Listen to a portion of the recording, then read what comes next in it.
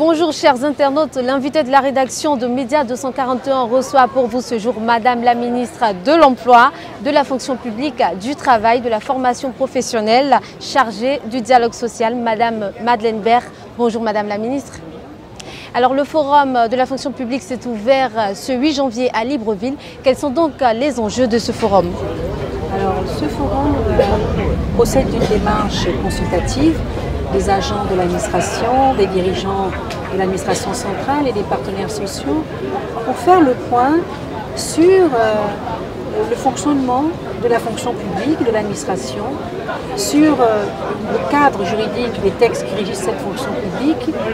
Et au terme de cette grande réflexion qui s'articule autour de 5 ateliers, le premier a trait à la révision du cadre juridique. Est-ce que finalement les textes qui le régissent, qui sont rigides, ne doivent-ils pas être repensés? Et pourquoi et comment?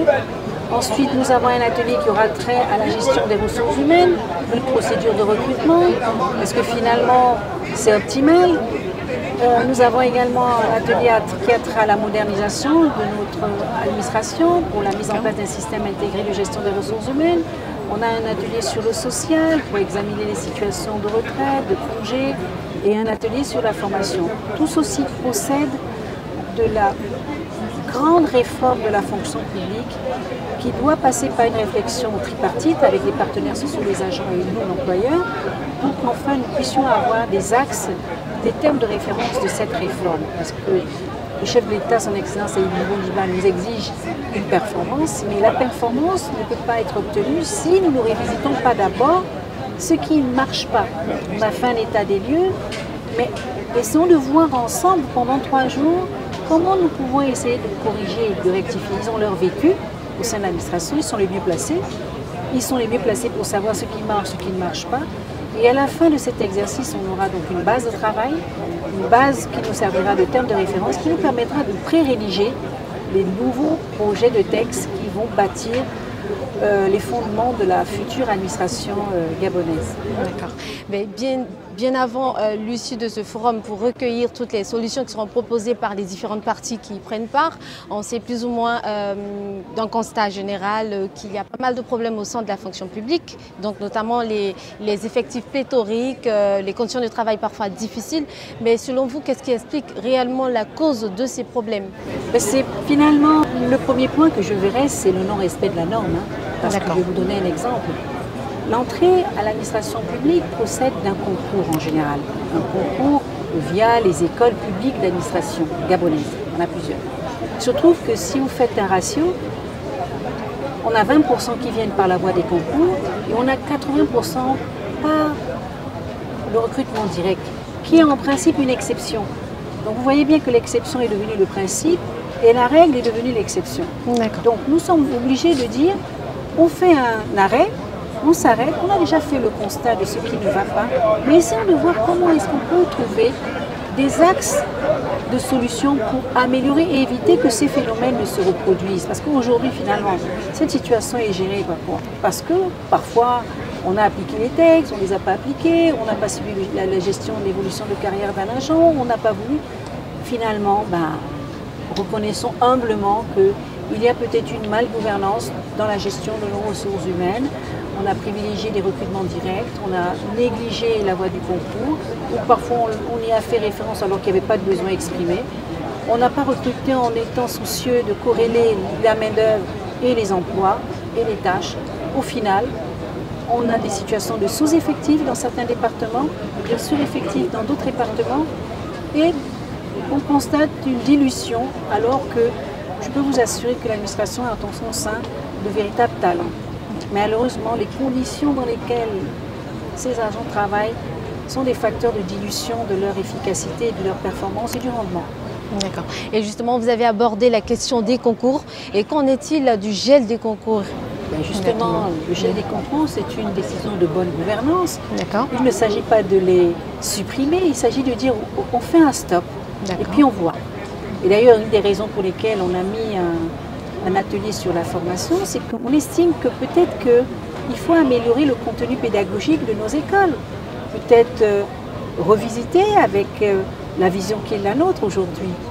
Est-ce qu'on pense qu'aujourd'hui, les curricula qui sont disponibles au sein de ces écoles correspondent aux besoins de l'évolution de notre administration qui, dans les prochains jours, selon le programme, va être beaucoup plus modernisée avec des outils informatiques, des procédures, une dématérialisation de tout.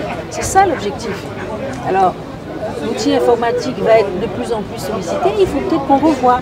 C'est pour ça qu'on a dit, on n'a qu'à réfléchir pendant 3 jours sur comment on revisite les curricula de toutes les écoles d'administration du Gabon. D'accord. Et donc, on peut s'attendre dans un court délai au dégel de ces concours? Non, pour l'instant, on fait le point. On a mis en place un gel des concours, un gel des recrutements. On a mené une grande et vaste opération de recensement biométrique qui va certainement nous donner des conclusions, qu'elles soient dans le sens plus ou dans le sens moins. Attendons. Les résultats de ce recensement nous donneront une visibilité sur la base de laquelle nous pourrons prendre des décisions.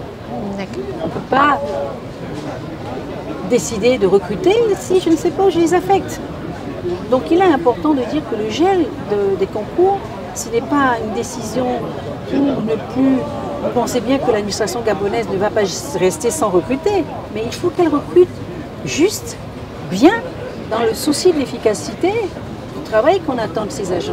Pas parce qu'on a décidé de lancer un concours et puis on ne sait même pas dans quel service, dans quel bureau je vais affecter ce jeune qui sort de cette école. Vous voyez, il faut qu'on arrête de penser qu'on va faire comme ça. On a le recensement, on aura les résultats, ça nous donne une visibilité qui va nous permettre de prendre des décisions de bonne gouvernance avec le souci de la performance. D'accord.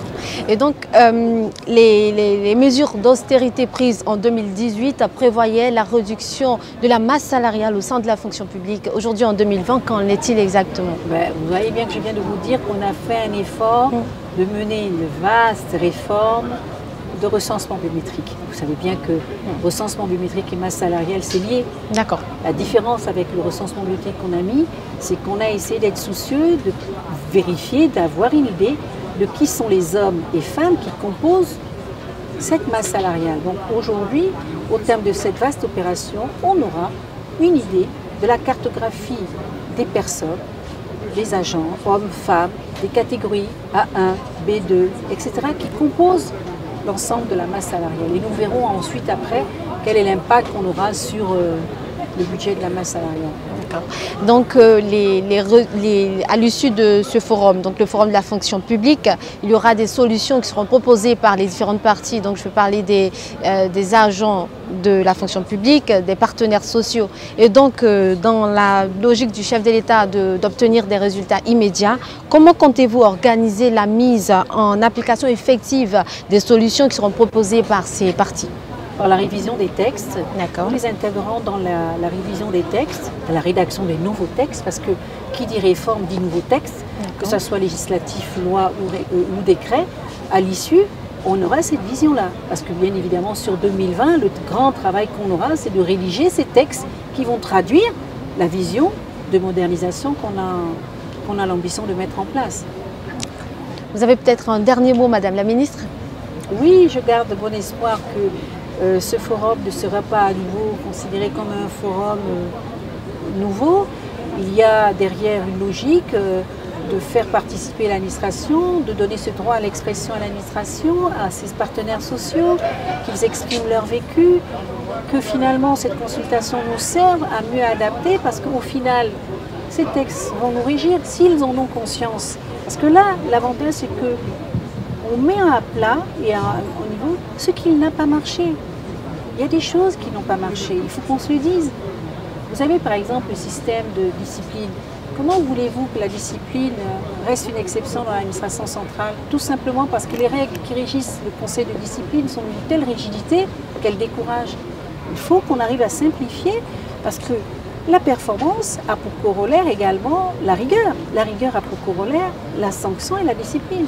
Pas forcément la radiation est la sanction la plus extrême, mais il y a d'autres sanctions qui existent, qui peuvent être données à l'agent et qui pourraient impacter notamment sa décoration, sa médaille. Enfin, vous voyez, il y a plein d'outils qui sont là, mais qui ont inefficacité dans la performance de l'administration. Je pense que ces assises nous permettront finalement de nous dire les vérités et de tirer des conclusions saines et utiles pour que nous puissions vraiment, mais vraiment mettre en place les fondamentaux utiles et crédibles pour une vraie administration. Merci Madame la Ministre d'avoir répondu favorablement à notre invitation. Et sur ce, chers internautes, je vous remercie d'avoir suivi cette émission. Je vous dis de rester connectés sur M241 TV.